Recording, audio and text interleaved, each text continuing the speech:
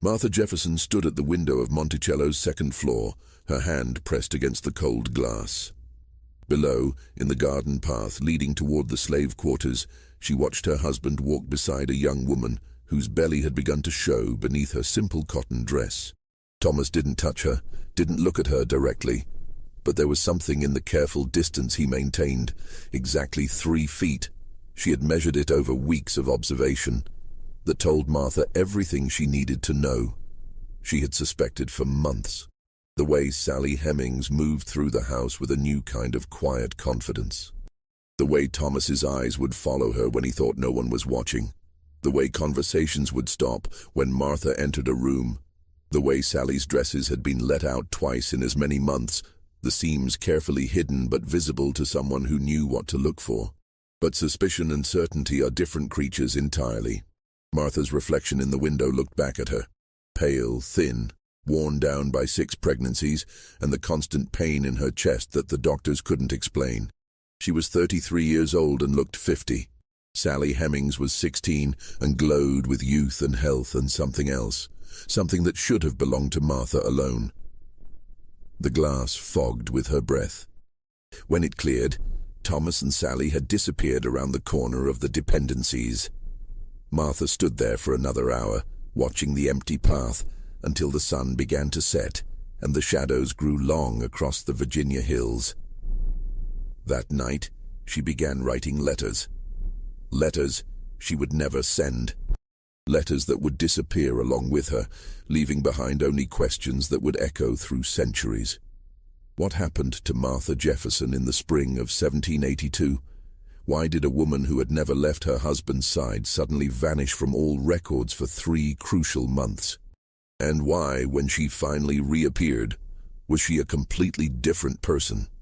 Silent, hollow, as if something essential had been carved out of her. The answers lie buried in the red clay of Virginia, in the spaces between what history recorded and what actually happened. This is the story of a wife, a slave, a founding father, and a secret so dangerous that it had to be erased from every document, every letter, every memory.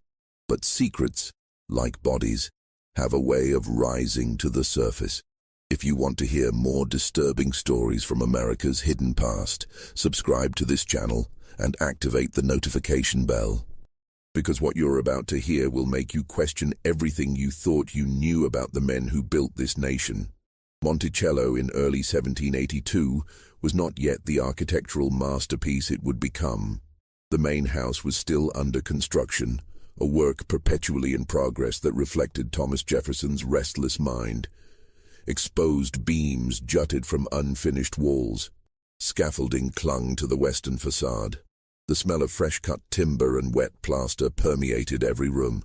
Workers, both hired craftsmen and enslaved laborers, moved through the structure like ghosts, building the monument that would eventually imprison them all in different ways. Thomas Jefferson, then 38 years old, had returned from his tumultuous tenure as Virginia's wartime governor to find his home half-built and his wife declining in health. The Revolutionary War still raged, though the fighting had moved south. British forces under Cornwallis had invaded Virginia the previous year, forcing Jefferson to flee Richmond in what his political enemies called cowardice and his supporters called prudence. The experience had left him shaken, eager to retreat into private life and the intellectual pursuits that had always been his true passion. But private life at Monticello was anything but peaceful. Martha Wales Skelton. Jefferson had married Thomas 10 years earlier in 1772, bringing with her not only a substantial inheritance but also 135 enslaved people from her father's estate. Among them was the Hemings family, Elizabeth Hemings and her children, including a daughter named Sally, who was just an infant then. The whispers about the Hemings family had started long before Martha married Thomas. Everyone in Virginia society knew, though no one spoke of it openly, that Elizabeth Hemings's children were fathered by John Wales, Martha's father, which meant that Elizabeth's daughter Sally was Martha's half-sister, connected by blood but separated by the brutal mathematics of slavery. Martha had grown up with this knowledge. She had watched her father move between the main house and the slave quarters with the casual entitlement of a man who owned not just labor, but bodies, futures, bloodlines. She had seen her mother's face grow tight and distant whenever Elizabeth Hemings appeared. She had learned early that some truths were acknowledged through silence rather than speech. When Martha's mother died, John Wales had taken Elizabeth Hemings as his concubine openly, no longer bothering with pretense. He fathered 6 more children with her, each one a living reminder of the system's fundamental corruption. Martha, barely a teenager, had been forced to accept these half-siblings as property, to give them orders, to participate in the fiction that blood meant nothing when it crossed the color line. She had promised herself that her own marriage would be different, that Thomas, with his enlightened ideas about liberty and human dignity, would never replicate her father's behavior. She had been wrong. The plantation operated with the brutal efficiency common to Virginia estates of the period. Nearly 200 enslaved people worked the tobacco fields, the vegetable gardens, the nail factory, the textile workshop, and the house itself. They built the walls that would imprison them. They cooked the food for tables they would never sit at.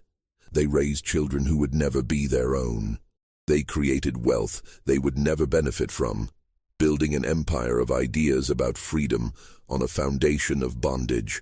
Thomas Jefferson kept meticulous records of everything: crop yields, weather patterns, construction progress. The births and deaths of enslaved people tracked with the same attention he gave to his garden vegetables. His journals from this period survive in various archives, thousands of pages of careful observations about soil composition and architectural theory, and philosophical musings on liberty and the pursuit of happiness. But from March through May of 1782, there are only blank pages, 12 weeks of silence in a record that was otherwise obsessively complete. 12 weeks that Thomas Jefferson wanted erased from history. Martha had given birth to their 6th child, Lucy Elizabeth, in May of 1781. The delivery had been difficult, complicated by Martha's weakened constitution and the primitive medical care available even to wealthy families. The doctor had used forceps, causing internal injuries that never properly healed. Martha hemorrhaged for weeks afterward, losing so much blood that she couldn't stand without fainting. She survived, but she never recovered. She spent most days in bed, too weak to walk more than a few steps without assistance. The pain in her abdomen was constant, a dull ache that sharpened into agony whenever she moved. The doctors came and went, a parade of men with confident diagnoses and useless treatments. They prescribed laudanum for the pain, which helped but left her mind foggy and disconnected. They prescribed bloodletting for the weakness, which only made her weaker. They prescribed bed rest and fresh air and various tonics that tasted like poison and probably were. Nothing helped. Martha was dying slowly, and everyone knew it.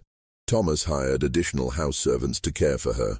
Sally Hemings, who had just turned 15, was brought up from the weaving house where she had been learning textile work. She was assigned light duties, bringing meals to Martha's room, changing linens, reading aloud when Martha's eyes grew too tired, sitting quietly in case Martha needed anything.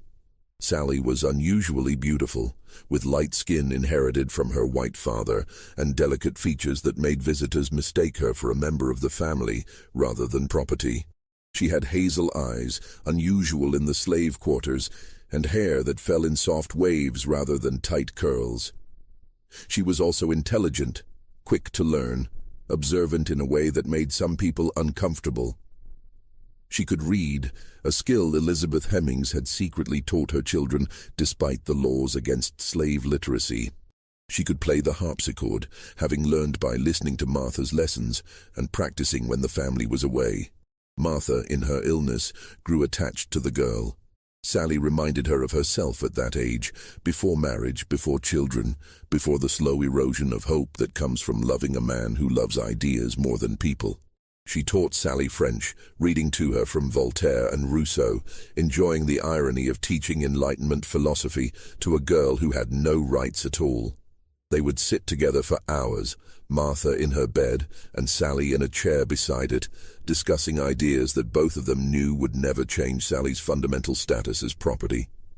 But Thomas saw something different in Sally, something that would destroy everything. It began in February of 1782, during one of the coldest winters Virginia had seen in decades. Ice formed on the inside of windows, creating crystalline patterns that looked like frozen flowers. The James River froze solid for the first time in living memory, thick enough that people walked across it. The enslaved people in the quarters burned through their meager wood supplies in the first 2 weeks and spent the rest of the winter huddled together for warmth, wearing every piece of clothing they owned. 3 children died of pneumonia in a single week. Their bodies were buried in ground so frozen that the gravediggers had to light fires to soften the earth enough to dig. Martha's condition worsened with the cold. She could no longer leave her bed at all. Her skin took on a grey pallor that made her look like she was already dead. Her breathing became labored, each breath a visible effort. She coughed constantly, bringing up blood that stained her handkerchiefs. The doctors said it was consumption, though they couldn't explain why the usual treatments had no effect. They began to speak in hushed tones about making her comfortable, about preparing the family for the inevitable. Thomas spent his days in his study, supposedly working on revisions to the Virginia legal code. He had been asked to reform the state's laws, to bring them in line with Republican principles. It was work that should have consumed him, the kind of intellectual challenge he normally relished. But the house servants noticed that he seemed distracted, that pages sat on his desk for days without being touched, that he stared out the window for hours at a time. They also noticed that Sally Hemings was often sent to bring him tea, to stoke his fire, to deliver messages that could have been delivered by anyone. And they noticed that these errands took longer than they should. Sally would disappear into the study with a tea tray and not emerge for an hour. The door would be closed. No sounds would come from within. And when Sally finally emerged, her face would be flushed, her hair slightly disheveled, her eyes carefully avoiding everyone else's gaze. The other house servants began to whisper. Betty Brown, who had served the Jefferson family for 20 years, told her daughter that she had seen Thomas touch Sally's hand when she brought him tea, a lingering touch that went beyond courtesy. Ursula, the cook, said she had heard voices from the study late at night, Thomas's low murmur and Sally's softer responses. Martin Hemings, Sally's brother and Thomas's personal servant, said nothing, but his face grew tight and angry whenever Sally's name was mentioned. Martha noticed too. Even through the fog of laudanum, she saw the way Thomas looked at Sally. She heard the footsteps in the hallway late at night, the soft closing of doors, the whispered conversations that stopped when she called out. She noticed that Sally had new dresses, better fabric than the other house servants wore. She noticed that Sally was excused from the hardest work, that she was given privileges that created resentment among the other enslaved people. And she noticed, with a sick certainty that cut through the laudanum haze, that Sally's body was changing. The girl's breasts were fuller. Her face had a certain glow. Her dresses were being let out at the waist. Sally Hemings was pregnant. In early March, Martha summoned her sister Elizabeth Epps to Monticello. The message was urgent, carried by a rider through freezing rain. Elizabeth arrived 2 days later to find Martha in a state of agitation unusual for someone so ill. Martha was sitting up in bed, her eyes bright with fever or fury or both. She had refused her laudanum that morning, wanting her mind clear. Martha dismissed the servants and spoke to her sister in urgent whispers for over an hour. The door was closed, but Betty Brown, who was cleaning in the hallway, heard fragments of the conversation. She heard Martha say, "pregnant, and my own house, and my father's daughter." She heard Elizabeth's shocked responses, her attempts to calm Martha, her suggestions that Martha might be mistaken. But Martha was not mistaken. She had evidence. She had been watching, documenting, keeping track of dates and times and observations in a small journal she kept hidden beneath her mattress. She had recorded every time Sally went to Thomas's study. every time Thomas visited the slave quarters at night. Every time Sally's dresses were altered. She had calculated the dates and determined that Sally was approximately 3 months pregnant. And she had a plan. No record exists of what exactly Martha told her sister that day. But Elizabeth left Monticello that same afternoon, her face pale and drawn, and she never spoke of the visit to anyone. She rode away in the rain, and she did not look back at the house. 2 days later, Sally Hemings appeared at breakfast with a bruise on her cheek, dark purple spreading from her cheekbone to her jaw. When Betty Brown asked what happened, Sally said she had fallen on the ice. But there was no ice in the house, and Sally's eyes told a different story. They were red from crying, and they held a fear that went beyond physical pain. That night, Martha Jefferson left her bed for the first time in weeks. Several servants saw her walking through the house in her nightgown, carrying a candle, moving with surprising strength for someone supposedly dying. Her face was set in an expression of grim determination.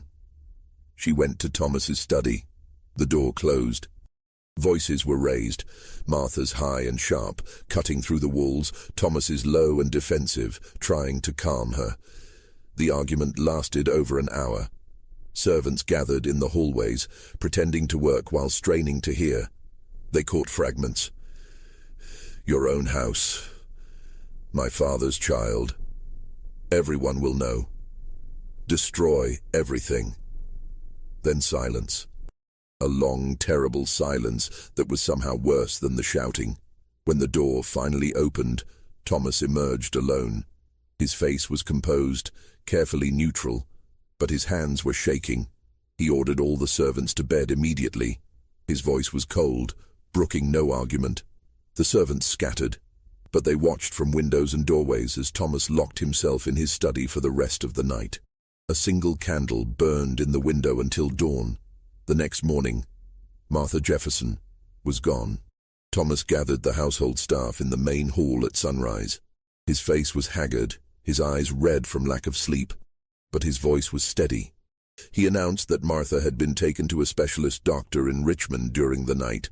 Her condition had deteriorated suddenly, he explained, and she required treatment that could only be provided in the city. She would be gone for several weeks, possibly months. In the meantime, the household was to continue operating normally. No one was to discuss Martha's absence with visitors. Anyone who spread rumors would be severely punished. The servants listened in silence. They knew better than to ask questions, but they also knew the story made no sense. First, Martha was far too ill to travel. The journey to Richmond was over 70 miles on rough roads, a trip that would take 3 days minimum in good weather. In March, with the roads muddy from rain and snow, it could take a week. The constant jostling of the carriage, the exposure to cold and damp, the lack of proper rest, any of these things could easily kill someone in Martha's condition. No doctor would recommend such a journey. No husband who cared about his wife's survival would allow it. Second, if Martha had truly been taken to Richmond, there would have been preparation.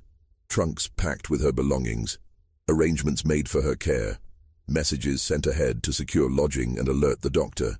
But none of this had happened.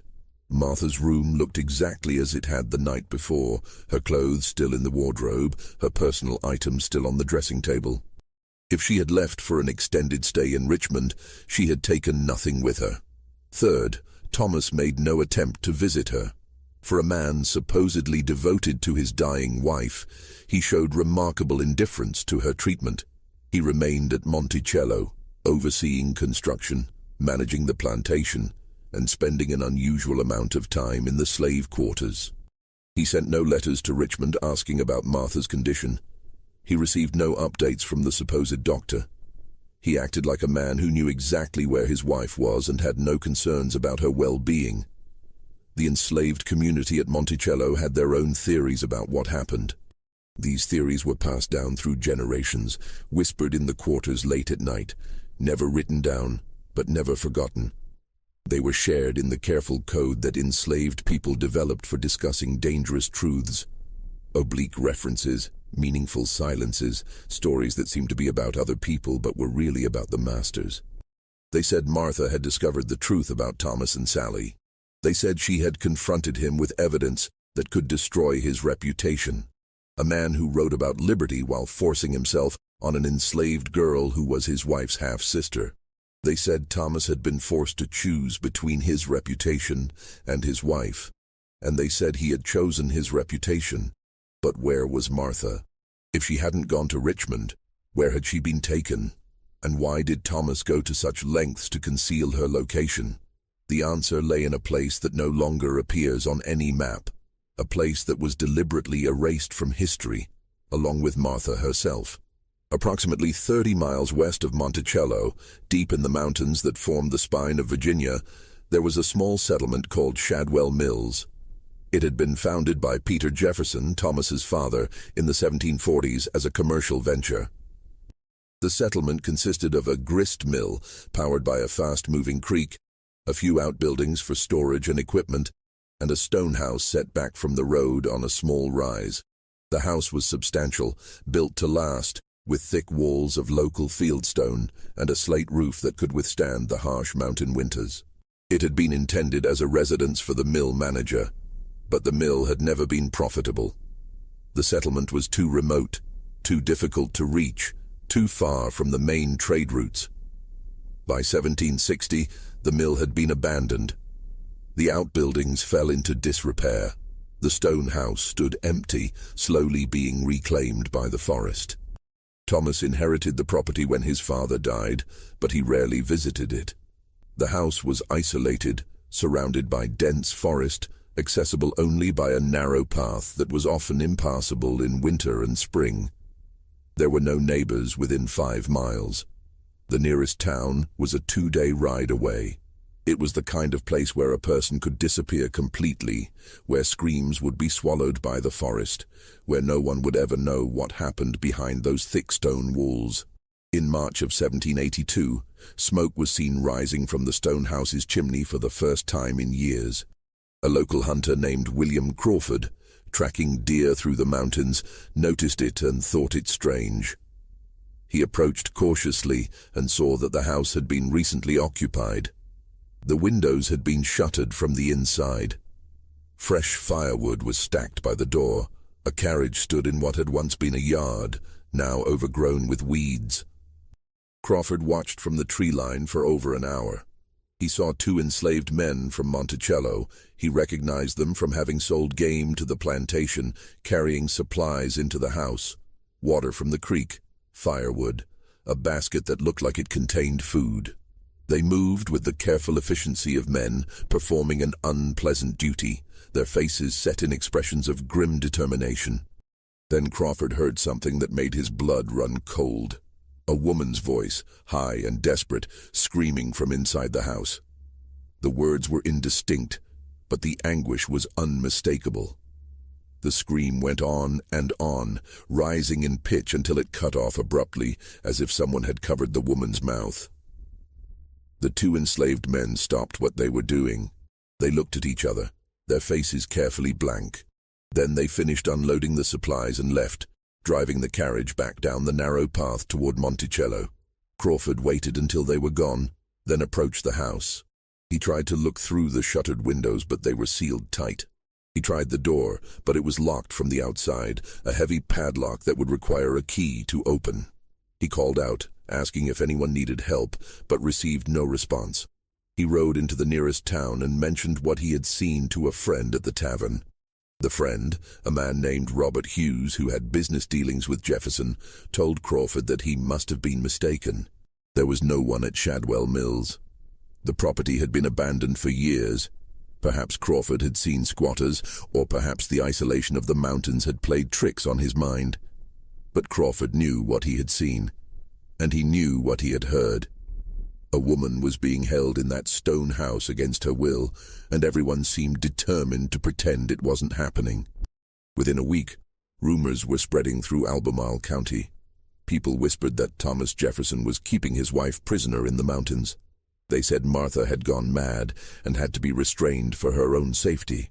They said she had tried to kill herself and was being prevented from trying again. They said she had discovered something about Thomas that he couldn't allow her to reveal. Thomas moved quickly to suppress the rumors. He visited Robert Hughes personally and suggested that spreading false stories about a governor's family could be considered sedition, a serious crime in wartime Virginia. He reminded Hughes that he had the power to make life very difficult for people who worked against him. Hughes understood the message and stopped talking about Shadwell Mills. Thomas also visited the tavern where Crawford had first mentioned the stone house. He spoke to the owner, a man named Samuel Porter, and made it clear that he would appreciate Porter's discretion. He didn't threaten directly. Thomas Jefferson was too sophisticated for crude threats. But he mentioned that he was reviewing the tavern licenses in the county and that some establishments might not meet the new standards he was considering. Porter got the message. When Crawford came back to the tavern and tried to talk about what he had seen, Porter told him to keep quiet. He said that some things were better left alone, that powerful men had long memories, that a hunter who wanted to keep hunting on Jefferson's land should learn when to keep his mouth shut. Crawford was offered a generous payment, £50, more money than he could make in a year, to leave Virginia and start fresh in Kentucky. The money came from Thomas Jefferson's personal account, though the transaction was handled through an intermediary, so there would be no direct connection. Crawford accepted. He left Virginia in April of 1782 and was never heard from again. Whether he actually made it to Kentucky, or whether he met with an accident along the way, no one knows. The two enslaved men who had been stationed at Shadwell Mills, Jupiter Evans and George Granger, were sold to a plantation in Georgia within a month of Martha's disappearance. The sale was unusual because both men were skilled workers, valuable to the plantation, and had families at Monticello. Selling them meant breaking up families, separating husbands from wives and fathers from children, which Thomas Jefferson publicly claimed to avoid whenever possible. But Jupiter and George knew what had happened in that stone house. They had seen Martha Jefferson in her captivity. They had heard her screams and her pleas. They had been forced to participate in her imprisonment, bringing her food and water and firewood, maintaining the fiction that she was being cared for when she was really being broken. They were sent 1,000 miles away, to a place where no one would believe their stories, even if they dared to tell them. They were separated from everyone they knew, isolated in a new and hostile environment, their knowledge buried with them. Jupiter died in 1790, killed in an accident at the Georgia plantation. George lived until 1808, but he never spoke about his time at Shadwell Mills. The knowledge died with him, or so Thomas Jefferson believed. But one person knew the truth. One person had been there, at Shadwell Mills, during those first terrible weeks. One person had seen Martha in her captivity, had heard her accusations and her threats, had witnessed the systematic destruction of a woman's mind and spirit. Sally Hemings knew, and Sally Hemings was pregnant with Thomas Jefferson's child. By April, Sally's condition could no longer be hidden. Her belly swelled beneath her dresses, visible to anyone who looked. The other enslaved women in the house began to whisper among themselves, their voices carrying a mixture of sympathy and resentment. Some felt sorry for Sally. She was just a child herself, barely 16, and everyone knew she had no choice in what happened to her. The master wanted her, and an enslaved woman had no right to refuse. It was rape by definition, though no one used that word. They called it taking advantage, or having his way, or simply what masters do. Others were resentful. They saw in Sally's pregnancy a kind of favor, a closeness to the master that might bring privileges. Sally had already been given better quarters, excused from field work, provided with nicer clothing. Now she would have the master's child, and that child might be treated differently than other enslaved children. It created a hierarchy within the slave community, a division between those who had the master's favor and those who didn't. Sally herself said nothing. She moved through the house like a ghost, performing her duties with mechanical efficiency, her face carefully blank. She didn't complain about her condition. She didn't ask for special treatment. She didn't confide in anyone about what had happened between her and Thomas Jefferson. She simply endured, as enslaved women had endured for generations, carrying a burden she had never chosen and could never escape. Thomas said nothing publicly about Sally's condition, but he made arrangements. Sally was moved from the main house to a small cabin near the stables, away from the other servants. The cabin was better than most slave quarters. It had a wooden floor instead of dirt, a proper fireplace instead of a fire pit, a real bed instead of a straw pallet. Sally was given better food, warmer blankets, and excused from all heavy work. A midwife was assigned to check on her regularly, ensuring that the pregnancy progressed normally. These small kindnesses were noted by everyone and understood by no one. Why was Thomas Jefferson taking such care of an enslaved girl's pregnancy? He had never shown such concern for the dozens of other enslaved women at Monticello who had given birth over the years. Their pregnancies were recorded in his farm book with the same attention he gave to the breeding of livestock, a note about the date, the sex of the child, whether mother and baby survived. But Sally was different. Sally was receiving the kind of care usually reserved for family members. The whispers grew louder. People began to speculate openly about the baby's paternity. Some said it was Thomas Jefferson's child, pointing to the special treatment as evidence. Others said that was impossible, that a man of Jefferson's stature would never stoop to such behavior, that Sally must have been involved with one of the enslaved men and Jefferson was simply being charitable. But the enslaved community knew the truth. They had seen Thomas visiting Sally's cabin at night.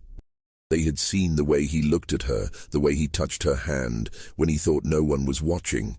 They had heard Sally crying in her cabin after his visits, soft sobs that she tried to muffle so no one would hear. They knew exactly what was happening, and they knew there was nothing they could do about it. In late April, a letter arrived at Monticello from Elizabeth Epes, Martha's sister. The letter was formal and cold, very different from Elizabeth's usual warm correspondence. She was demanding to see her sister. She had written to the supposed doctor in Richmond and received no reply. She had sent messages to several other doctors in the city, asking if they were treating Martha Jefferson, and all had responded that they had no such patient. She was threatening to come to Monticello herself and search for Martha, to involve other family members, to make inquiries with the Virginia government about Martha's whereabouts. Thomas wrote back immediately. His letter, which survives in the Epes family archives, is a masterpiece of misdirection and subtle threat. He assured Elizabeth that Martha was receiving excellent care, that her condition was improving slowly, that she would return home as soon as she was strong enough to travel. He begged Elizabeth to be patient, to trust him, to understand that Martha needed complete rest and isolation to recover. Any disruption, any visitors, any stress could set back her recovery or even kill her. He also mentioned almost casually that he had recently revised his will. He had made generous provisions for Elizabeth and her children, ensuring that they would be financially secure even if something happened to him. He hoped she would find the arrangement satisfactory. He enclosed a copy of the relevant sections, showing exactly how much money Elizabeth stood to inherit. The implication was clear. Silence could be bought. Elizabeth's cooperation would be rewarded. Her interference would cost her dearly. Elizabeth did not come to Monticello, but she also did not stop asking questions. She wrote to friends in Richmond, to doctors, to anyone who might have information about Martha's whereabouts. She was careful, diplomatic, never directly accusing Thomas of anything improper. But her persistence was dangerous. She was creating a record of her concerns, a paper trail that could be used against Thomas if Martha never returned or returned in a condition that raised questions. Thomas needed Martha to reappear, but the woman locked in the stone house at Shadwell Mills was no longer capable of playing the role of Virginia's first lady. The servants who had been sent to care for Martha in her isolation, a rotation of enslaved women who were brought to Shadwell Mills for a few days at a time and then returned to Monticello, brought back disturbing reports. They whispered to each other in the quarters late at night, sharing what they had seen in voices barely above a whisper. Martha had stopped eating. She would take a few bites of food and then push the plate away, saying it was poisoned. She had lost so much weight that her bones showed through her skin.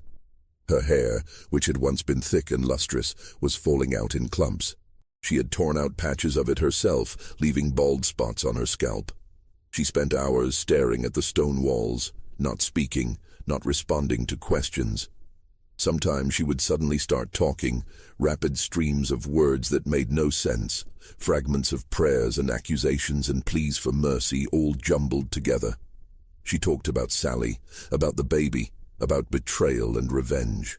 She talked about her father, about the Hemmings family, about the fundamental corruption of the system they all lived in, and she had scratched words into the stone walls with her fingernails.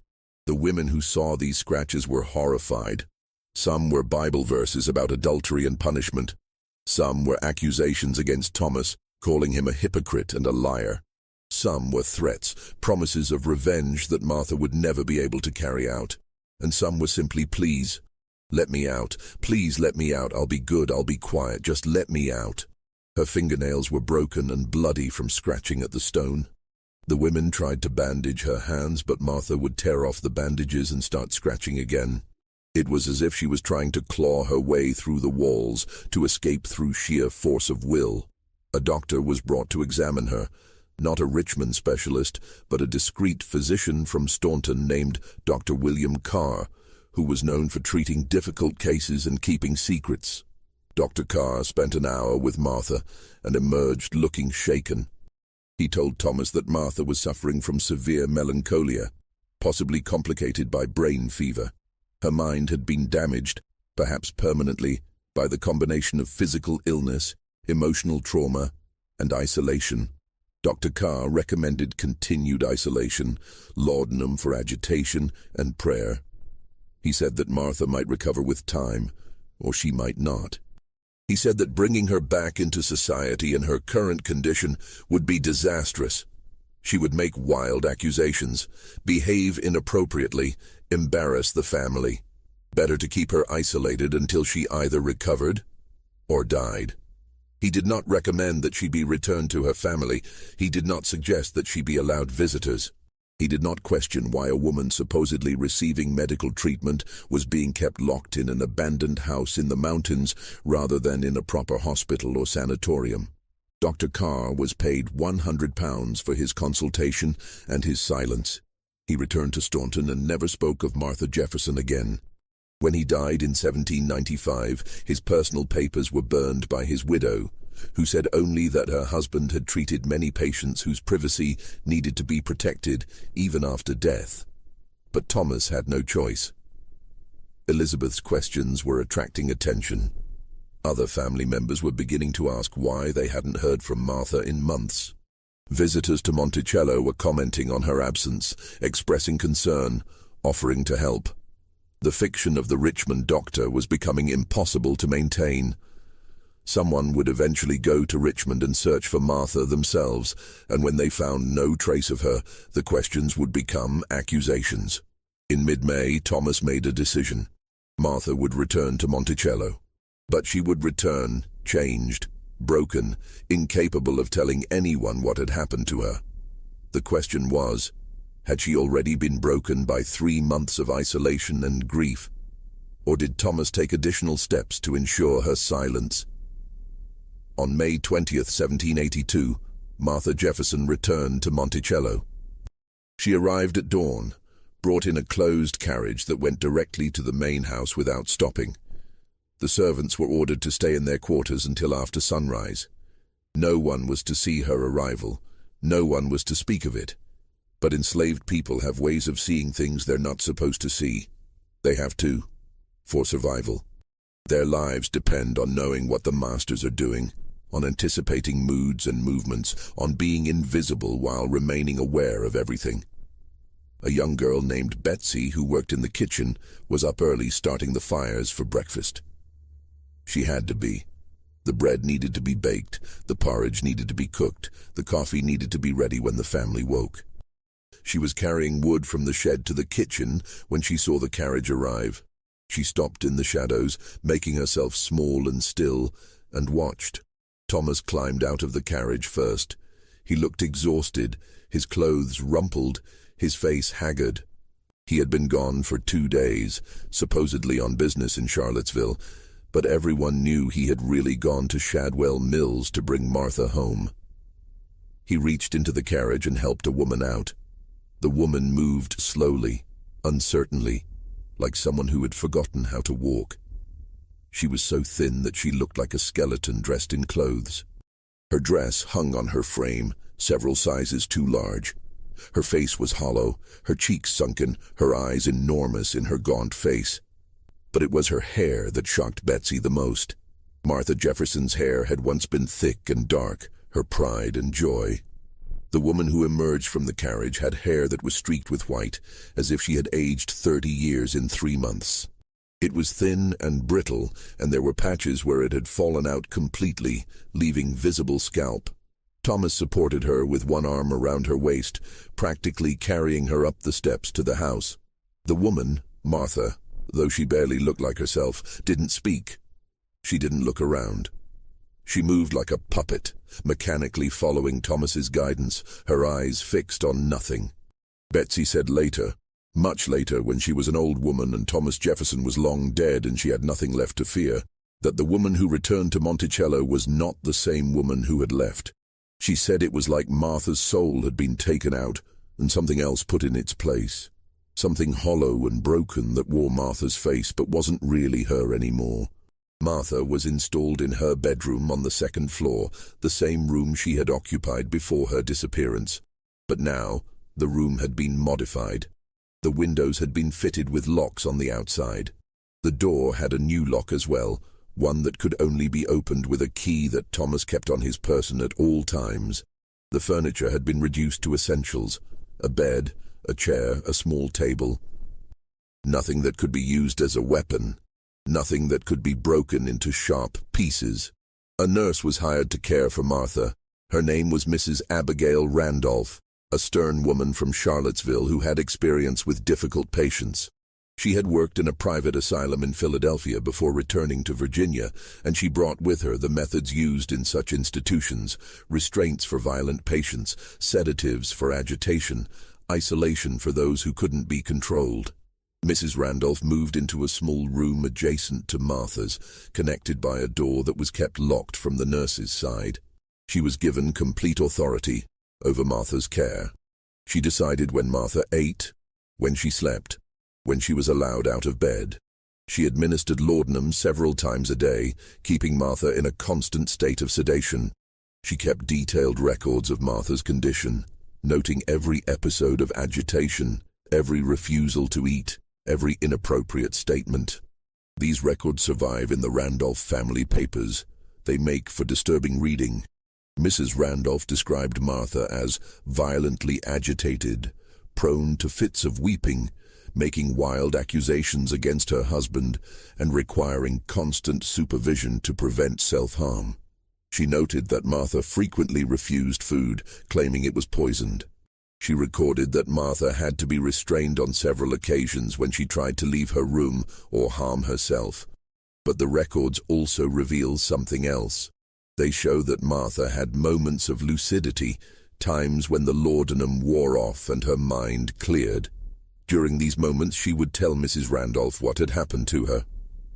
She would describe her time at Shadwell Mills, the isolation, the fear, the systematic breaking of her will. She would talk about Sally Hemings and the baby, about Thomas's betrayal, about her determination to expose the truth. Mrs. Randolph recorded these statements in her notes, but she also noted that Martha was delusional and not to be believed. She characterized Martha's accusations as the ravings of a diseased mind rather than the testimony of a woman who had been imprisoned and abused.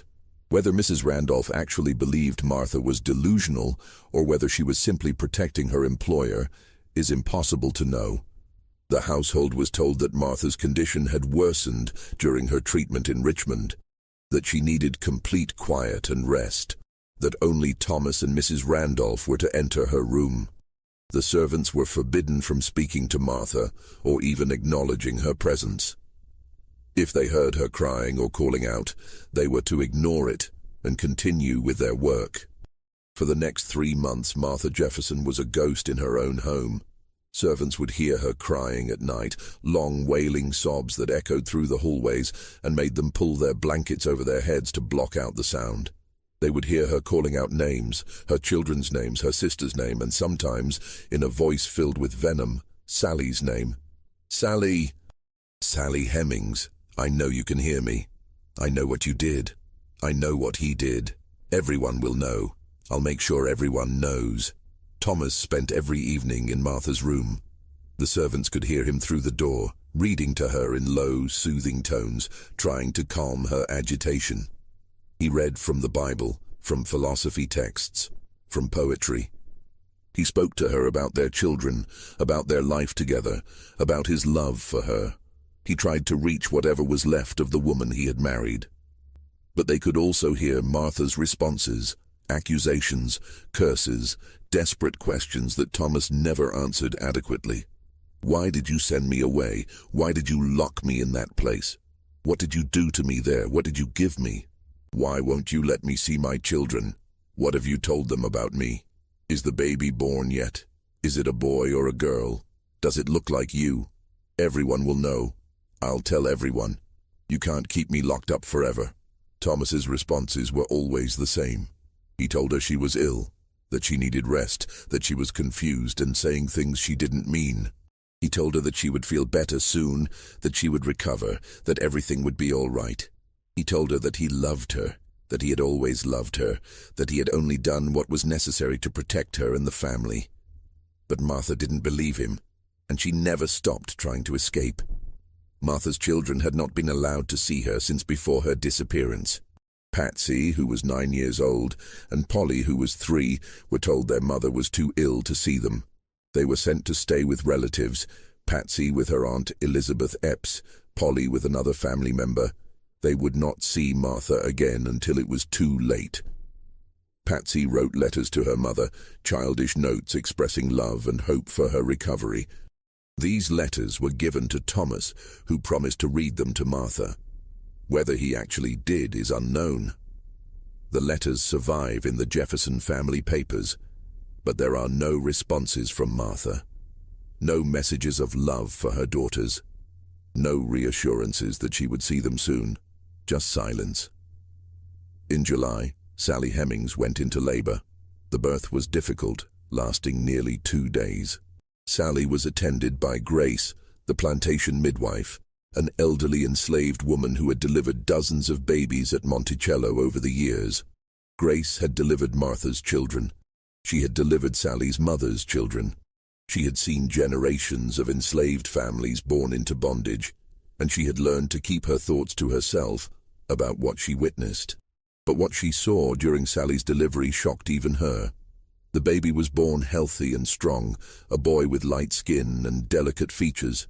But it was the baby's face that made Grace catch her breath.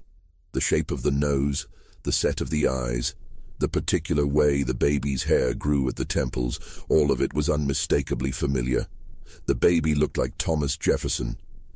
Not just a general resemblance, but a specific, undeniable similarity that could not be explained away. Grace said nothing. She cleaned the baby, wrapped him in a blanket, and placed him in Sally's arms. Sally looked down at her son with an expression that was hard to read. Love certainly, but also fear and resignation. This baby would be a living reminder of what had been done to her. This baby would tie her to Thomas Jefferson for the rest of her life. Sally named her son Thomas, though everyone called him Tom. The baby was healthy and strong, and Sally recovered quickly from the birth. She was young and resilient, her body bouncing back from the trauma of childbirth with the ease of youth. Thomas visited the cabin once, the day after the birth. He stayed for less than 5 minutes. He looked at the baby, said nothing, and left. He never held his son. He never acknowledged him publicly, but he made arrangements. Sally and her baby were moved to a better cabin, one with 2 rooms instead of 1, with a proper fireplace and wooden floors and real windows with glass instead of shutters. Sally was given a small allowance, a few coins each month, unheard of for an enslaved person. She was provided with better clothing, better food, better everything. And it was quietly understood, though never officially stated, that Sally's children would never be sold, would never be separated from her, would be treated differently than other enslaved children at Monticello.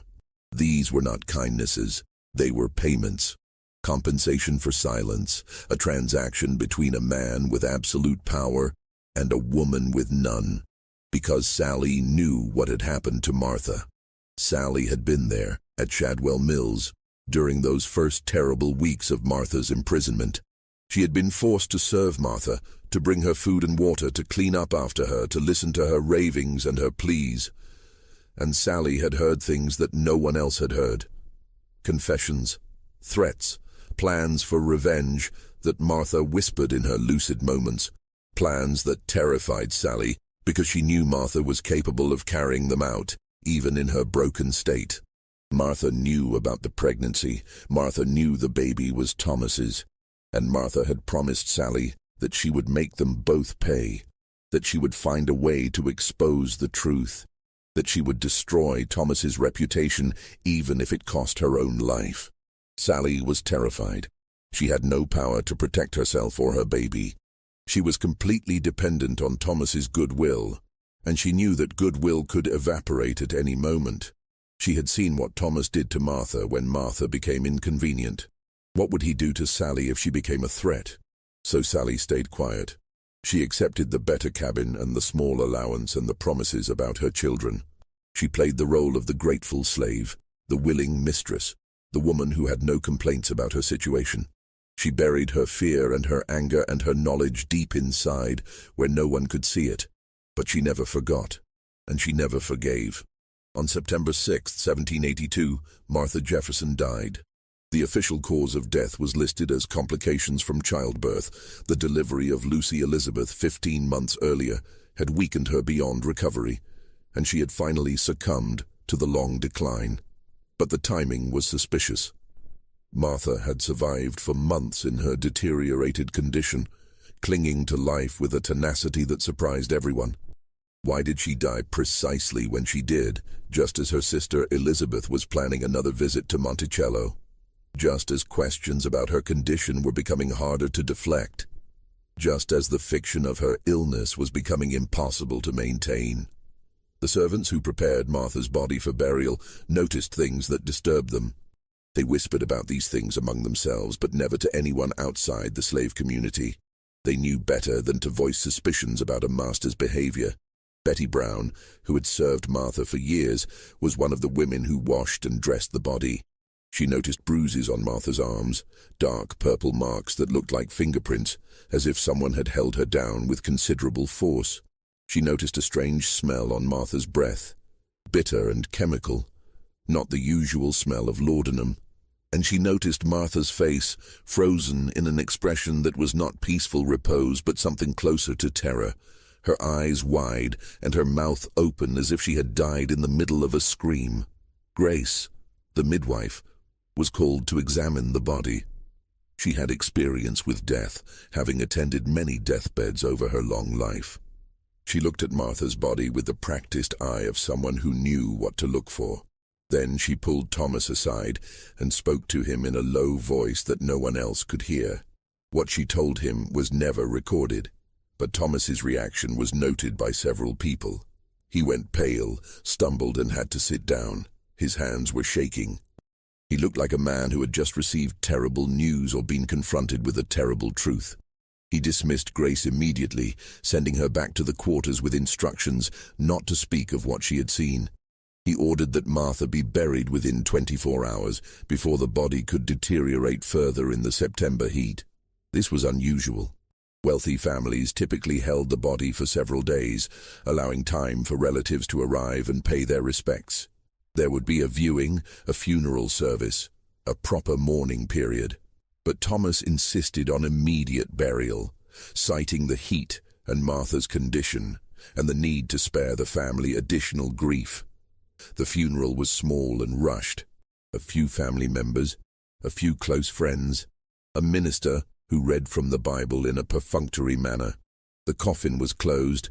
Thomas said that Martha's appearance would be too distressing for the family to see. No one was allowed to view the body one last time. Elizabeth Epps arrived just as the coffin was being lowered into the ground. She had ridden hard from her home, having received word of Martha's death only the day before. She was furious that she hadn't been notified earlier, that she hadn't been given time to say goodbye, that her sister was being buried with such unseemly haste. She demanded to see Martha's body one last time. She wanted to see her sister's face, to say a proper goodbye, to confirm that Martha was really dead and not just being hidden away again. Thomas refused. He said the coffin had been sealed, that Martha's body was not in a condition to be viewed, that it would be too traumatic for Elizabeth to see. He said that Elizabeth needed to trust him, that he had Martha's best interests at heart, that everything had been done properly. They argued beside the grave, their voices rising, the other mourners watching in uncomfortable silence. Elizabeth accused Thomas of hiding something. Thomas accused Elizabeth of being hysterical with grief. The argument grew heated, ugly, threatening to become a public scandal. Finally, Thomas played his final card. He reminded Elizabeth of the provisions in his will. He reminded her that her children's futures depended on his generosity, that he had made arrangements to ensure their financial security, that these arrangements could be changed if Elizabeth proved to be difficult. He reminded her that spreading rumors about Martha's death would destroy not only his reputation, but her own family's prospects, that society would not look kindly on a woman who accused her brother-in-law of impropriety without proof. The threat was clear. Silence could be bought, cooperation would be rewarded, interference would be punished. Elizabeth stepped back from the grave. She watched her sister being buried in silence, her face a mask of grief and rage and helplessness. She watched the earth being shoveled onto the coffin, burying Martha forever, burying the truth along with her. And then she left Monticello and never returned. She cut off all contact with Thomas Jefferson. She refused to visit. She refused to correspond. She refused to allow her children to have any relationship with their uncle. For the rest of her life, she maintained a cold, distant silence that spoke volumes about what she believed had happened to her sister. But before she left, she did one thing that would echo through history. She took Martha's diary. Martha had kept a journal for years, recording her thoughts, her fears, her observations about life at Monticello. It was a small leather-bound book that she kept hidden beneath a loose floorboard in her bedroom. She had written in it almost every day, documenting her life in careful detail, the births of her children, the deaths of loved ones, her struggles with illness, her observations about Thomas and his work and his character. And in the final months, she had written about Sally Hemings, about the pregnancy, about her confrontation with Thomas, about what had happened to her at Shadwell Mills. Thomas had searched for the diary after Martha's death, intending to destroy it. He had gone through Martha's room methodically, looking in every drawer, every trunk, every possible hiding place, but he couldn't find it. The diary had disappeared. Elizabeth had been faster. While Thomas was occupied with funeral arrangements, while everyone was distracted by grief and logistics, Elizabeth had gone to Martha's room. She knew about the loose floorboard. Martha had shown it to her years ago, when they were girls sharing secrets. She had retrieved the diary and hidden it in her own belongings, and she had taken it with her when she left Monticello. The diary was never published. Elizabeth kept it hidden for the rest of her life, locked in a trunk in her attic. When she died in 1811, she passed it to her daughter with strict instructions that it should never be read by anyone outside the family, that it contained information too dangerous to reveal, that it could destroy reputations and ruin lives even decades after the events described. The diary passed through several generations of the Epes family, each keeper adding their own note, confirming that the contents were too disturbing to make public. It became a family secret, a burden passed from mother to daughter, a testament to something terrible that had happened but could never be spoken of. In 1873, 91 years after Martha's death, the diary was finally destroyed. Martha's great-great-granddaughter, a woman named Caroline Epps Harrison, burned it in her fireplace. She sat up all night, reading the diary page by page and then feeding each page to the flames, watching the secrets turn to ash. But before she burned it, she wrote a letter to her sister, describing what she had found. That letter survived. It's now in a private collection, held by descendants of the Eppes family, never displayed publicly, never discussed in official Jefferson scholarship. Access to it is restricted, and researchers who request to see it are usually denied. But a few historians have been allowed to read the letter, under strict conditions of confidentiality. They report that it contains allegations so disturbing that they cannot be published even now, more than 2 centuries after the events described. The letter mentions Shadwell Mills. It mentions Sally Hemings and the baby. It mentions things that were done to Martha during her imprisonment, methods used to break her will and ensure her silence. And it mentions Martha's final words, spoken to Thomas on the night before she died. According to the letter, Martha called Thomas to her room and spoke to him with a clarity she hadn't shown in months. The laudanum had worn off, and her mind was clear for the first time since her return from Shadwell Mills. She told him that she knew what he had done to her. She told him that she would never forgive him. She told him that she had written everything down, that the truth would survive even if she didn't, that his children and grandchildren and great-grandchildren would eventually know what kind of man he really was. And then she said, "You sent me away to hide your shame, but shame has a way of surviving. Your children will know, history will know, and you will never escape what you've done." Those were her last words. She died that night, alone in her locked room, with only Mrs. Randolph present. The nurse's official report said that Martha died peacefully in her sleep, but the letter from Caroline Epps Harrison suggests otherwise. It suggests that Martha's death was not natural, that steps were taken to ensure she would never speak again, that the timing was too convenient to be coincidental. But there is no proof. There is only suspicion, whispers, a letter that few people have read and fewer still believe. After Martha's death, Thomas Jefferson destroyed almost everything connected to her. He burned her letters, hundreds of them, correspondence with family and friends spanning years. He burned her personal papers, her sketches, her music. He burned her clothing, saying he couldn't bear to see it. He removed her portraits from the walls and stored them in the attic, where they gathered dust for decades. He forbade anyone in the household from speaking her name, saying that it was too painful for him to hear. He was erasing her from history, just as he had erased those 3 months when she disappeared. He was creating a narrative in which Martha was a tragic figure, a beloved wife who died young, a victim of illness rather than a woman who had been systematically destroyed by her husband's betrayal and cruelty. The official record of Martha Jefferson's life is remarkably sparse. We know the dates of her birth and death. We know she married Thomas Jefferson in 1772. We know she bore 6 children, only 2 of whom survived to adulthood. We know she died at 33, supposedly from complications of childbirth. But we know almost nothing about who she was as a person. Her letters were destroyed. Her diary was destroyed. Her voice was silenced, both during her life and after her death. She exists in history as a shadow, a footnote in the story of a great man, a wife who had the misfortune to die young and leave her husband free to pursue his destiny. Sally Hemings remained at Monticello for the rest of Thomas Jefferson's life. She bore him 6 children in total, though only 4 survived to adulthood. The children were named Beverly, Harriet, Madison, and Eston. They all had light skin, light enough to pass for white, and they all bore a striking resemblance to Thomas Jefferson. Thomas never acknowledged them publicly. He never freed Sally during his lifetime, but he made provisions for her children in his will, freeing them when they came of age. Beverly and Harriet were allowed to run away in their early 20s, disappearing into white society and never looking back. Madison and Eston were formally freed after Thomas's death. Sally herself was never formally freed.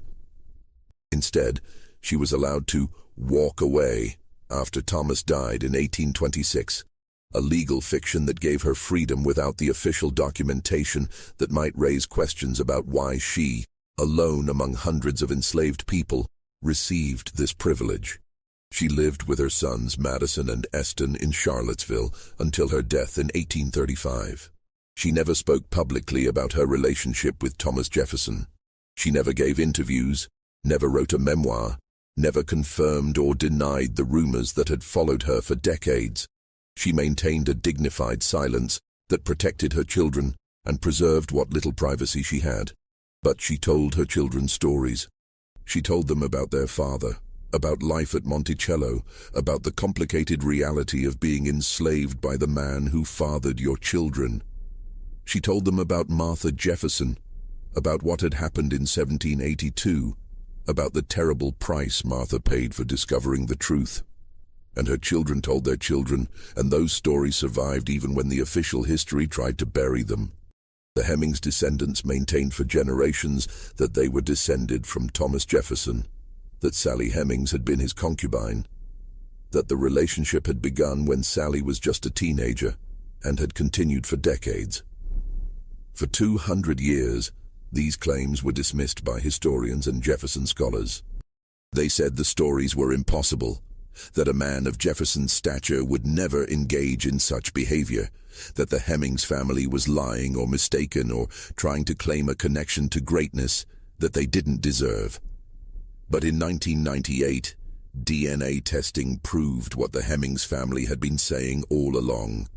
Thomas Jefferson had fathered at least one of Sally Hemings's children, and probably all of them. The genetic evidence was undeniable. The official history had been wrong. The family stories had been right. The stone house at Shadwell Mills burned down in 1790, 8 years after Martha's death. The fire was ruled accidental, a lightning strike during a summer storm, according to the official report. The house was completely destroyed, the stone walls cracked by the heat, the roof collapsed, everything inside reduced to ash. But the timing was suspicious. The fire occurred just days after a former Monticello servant was seen in the area asking questions about the property's history. The servant, a man named Peter Fawcett, who had been sold away from Monticello years earlier, had returned to Virginia and was trying to piece together what had happened to Martha Jefferson. He had heard stories in the slave community, fragments of truth that had been passed down through whispers and coded conversations. He went to Shadwell Mills to see the place for himself, to look for evidence of what had happened there. He was seen by local residents, asking about the stone house, trying to find people who remembered 1782. 3 days later, the house burned, and Peter Fawcett disappeared. His body was never found. His family never heard from him again. Whether he died in the fire, or whether he met with an accident shortly after, or whether he was killed to silence him, no one knows. The fire destroyed whatever evidence might have remained at Shadwell Mills. The scratches on the walls that Martha had made with her fingernails, the locks on the doors and windows, any physical trace of the 3 months Martha spent imprisoned there. All of it was reduced to ash and rubble.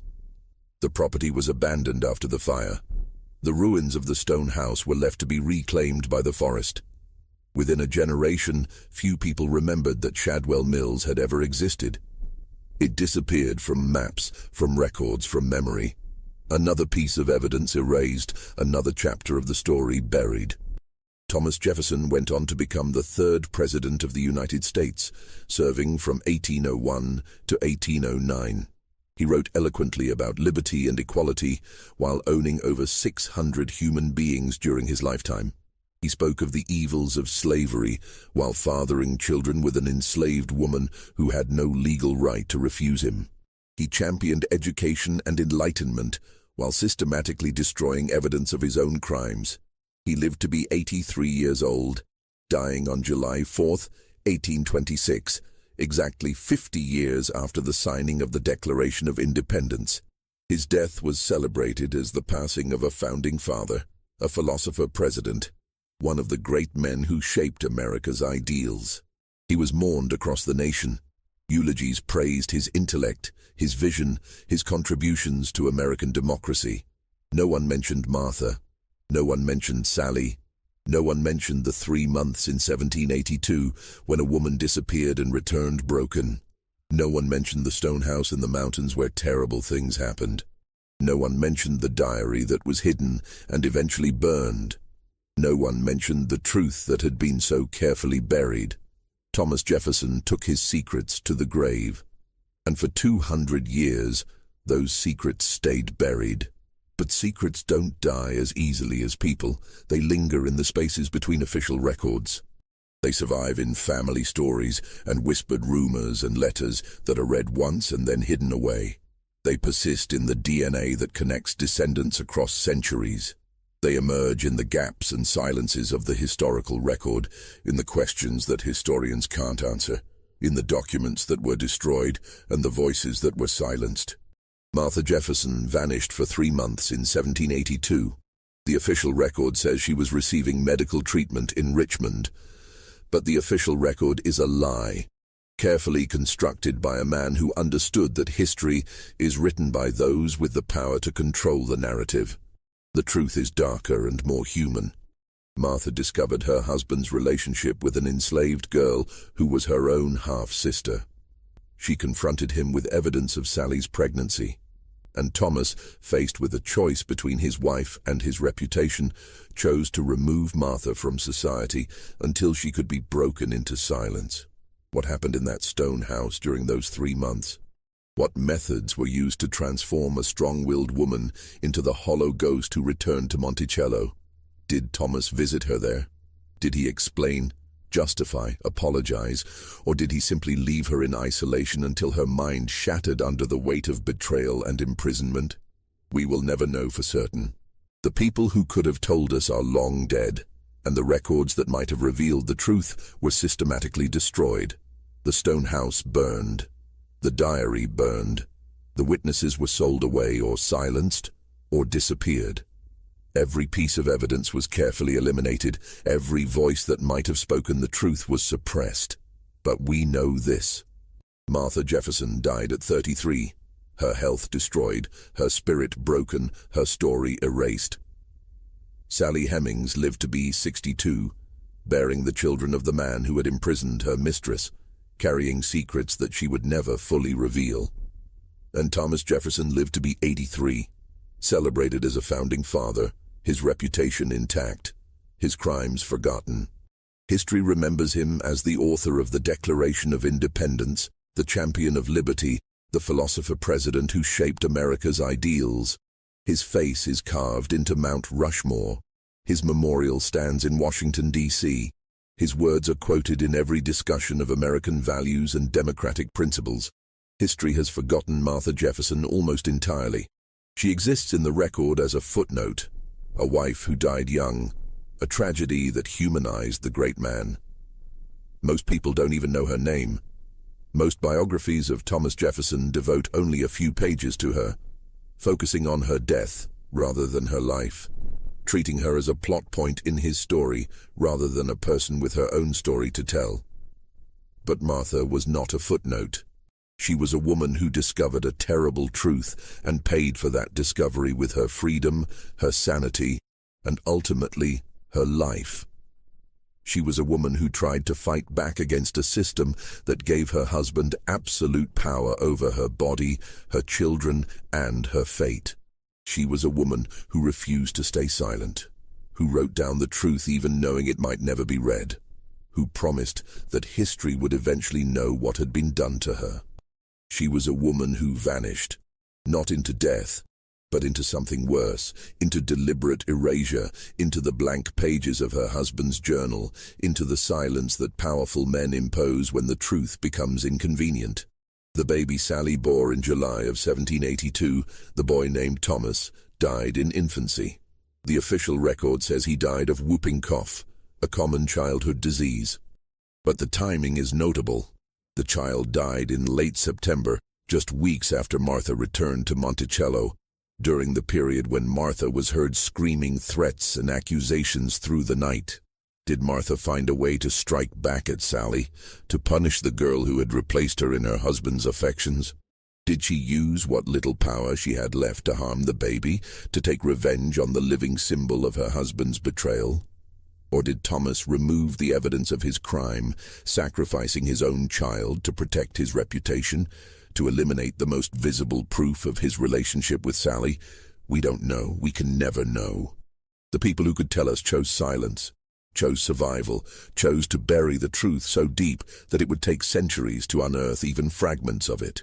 But the questions remain. They echo through the halls of Monticello, through the pages of history books that tell only part of the story, through the DNA evidence that finally, in 1998, confirmed what Sally Hemings' descendants had been saying for 200 years. Thomas Jefferson fathered children with an enslaved woman. He used his power to control her, to silence her, to ensure that she could never tell the full truth about their relationship. He used that same power to control his wife, to imprison her, to break her when she threatened to expose him. And before Sally, there was Martha. Martha who knew. Martha who confronted him. Martha who disappeared for 3 months and returned as a broken shell of herself. Martha who died under suspicious circumstances just when her continued existence was becoming inconvenient. Martha who was erased from history as thoroughly as if she had never existed. The red clay of Virginia holds many secrets. The foundations of Monticello were built by enslaved hands, and those hands buried truths that were never meant to surface. The house stands today as a monument to Thomas Jefferson's genius, a UNESCO World Heritage Site visited by hundreds of thousands of people each year. Tour guides speak of Jefferson's architectural innovations, his intellectual achievements, his contributions to American democracy. They mention Sally Hemings now briefly, acknowledging the relationship that was denied for so long. They talk about the complexity of Jefferson's legacy, the contradiction between his words about freedom and his actions as a slaveholder. They present it as a historical puzzle, a philosophical dilemma, an interesting footnote to a great man's story.